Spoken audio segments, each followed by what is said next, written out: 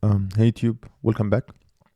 Today we have a quick video. Today we will talk about we're starting a new feature in the channel. We add the behavior interview section into our channel, and today will be quick video. We will talk about what is a behavior interview and how to pass it, and after that we can talk about real examples. So first, let's talk about what is a behavior interview. So let's assume that we have two persons. We have the interviewer. Okay. Can we make it thick? And yeah, make it thick, please.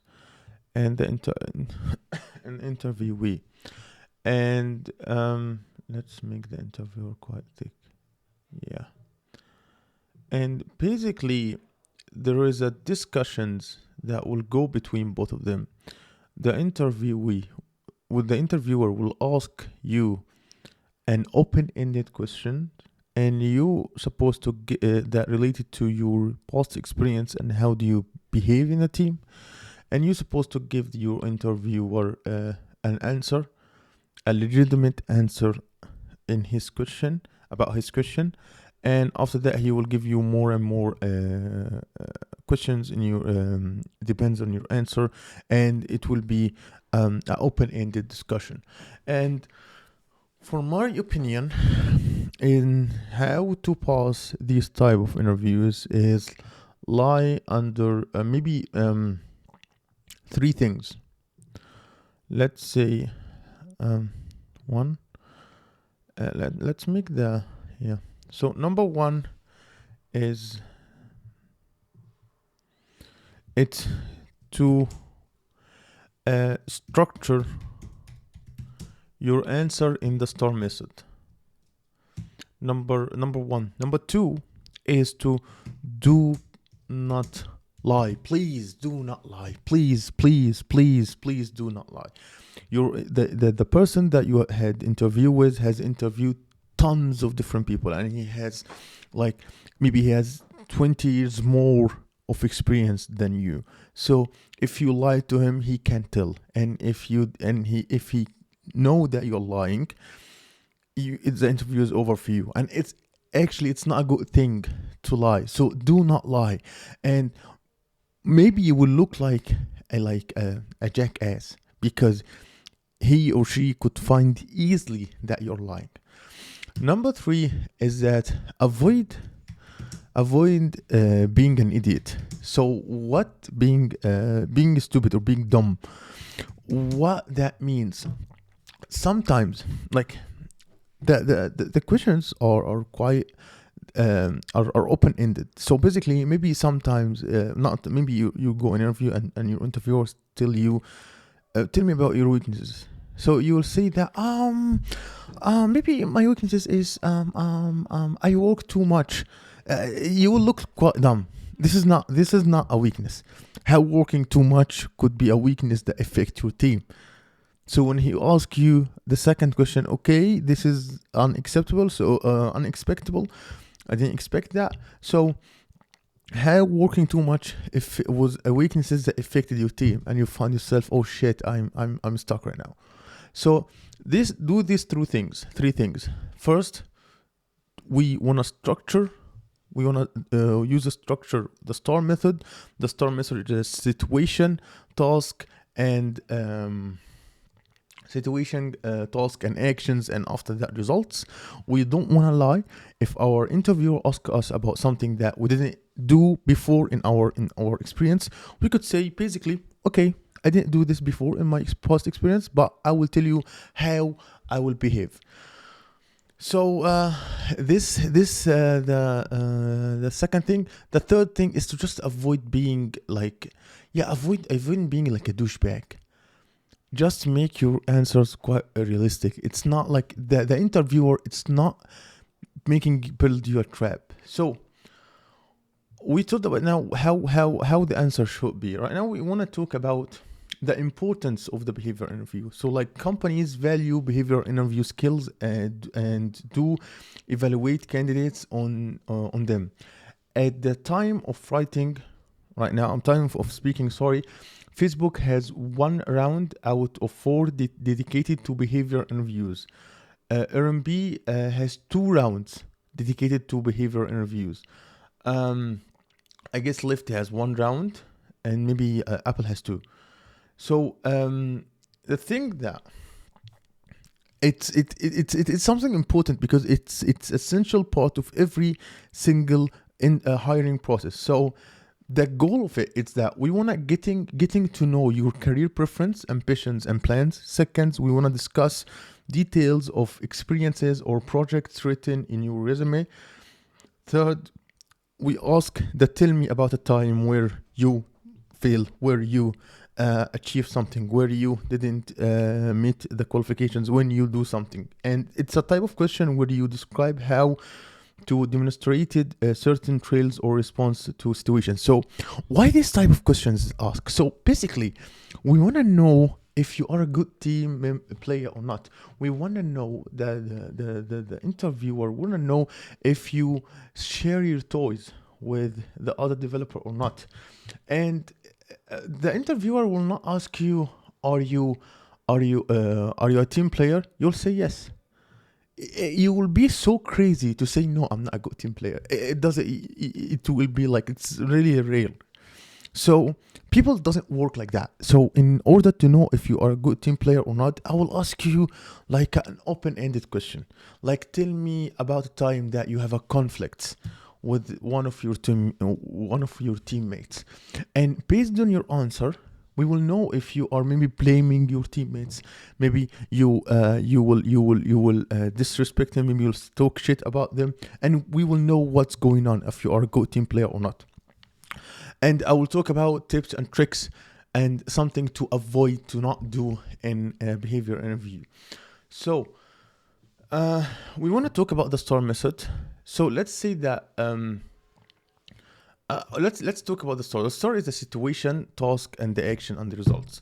So let's just take an example. So let's have an example of the STAR format can be used. Answer, for example, I want to ask you, tell me about the time in which you had a conflict and needed to influence somebody else.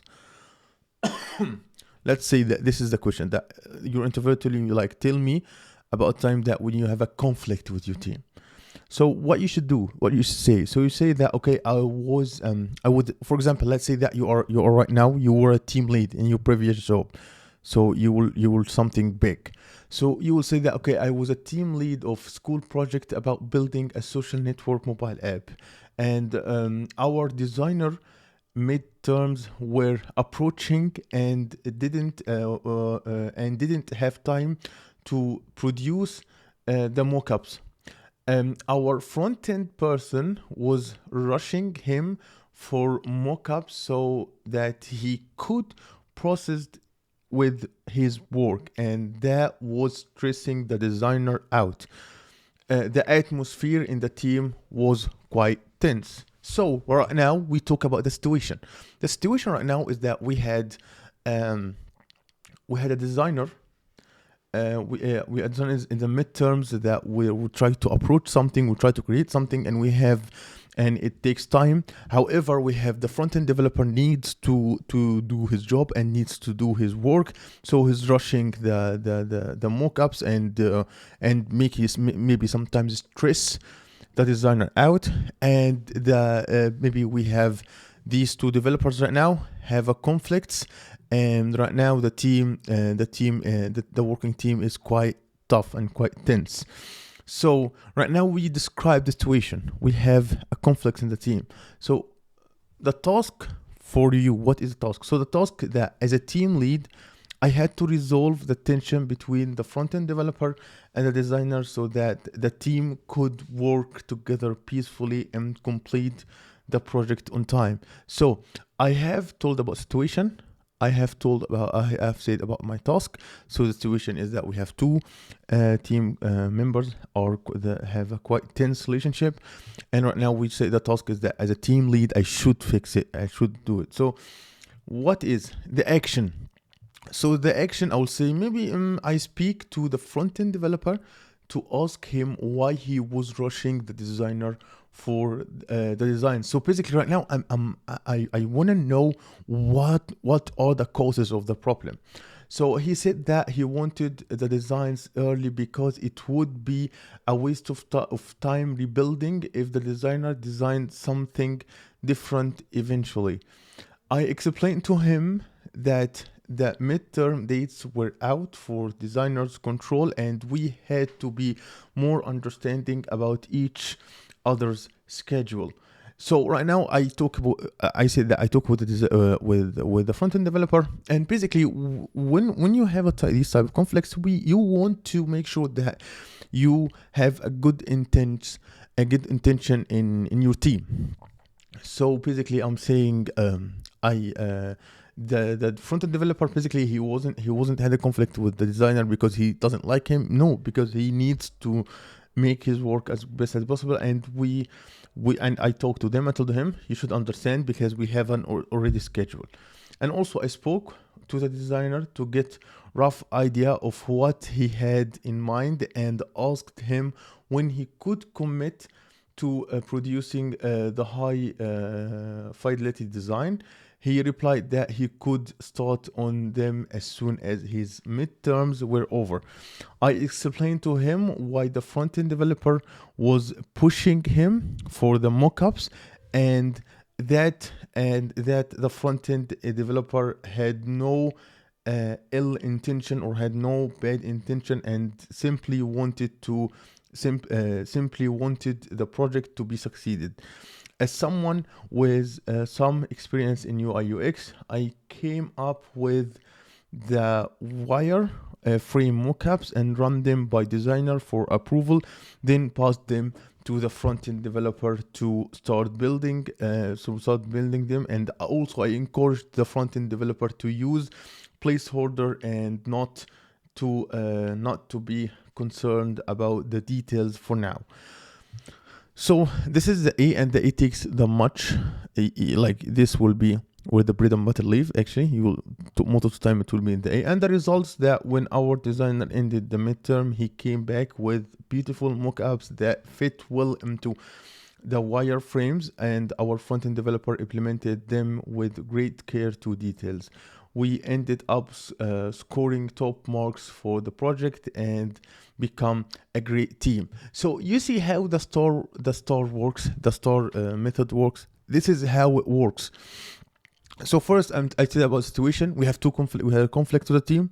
Second, we talk about what is a task. So the task basically is to solve this conflict as a lead developer. And we saw that about the action. The action basically, I dig deep to know where's the problem laid and where the problem is, and also I made sure that every member of the team knows that the other person is not mean to hurt him or hurt her, or not doesn't to mean any harm, or doesn't mean any being disrespectful. And also we come up with an alternative that helps everyone to work, and after that we come up with the good results that we had a good approach. So, and that's it. It's we didn't lie, we avoid being dumb, and we structured our answer. And this is the most important thing, that we have to structure our answer, because we don't want to ramble and just talk, because it doesn't work well. So that's it for this video, and I hope my description was quite good. If you like my content, make sure to subscribe and hit the notification bell so you'll never miss a video, and see you in future problem.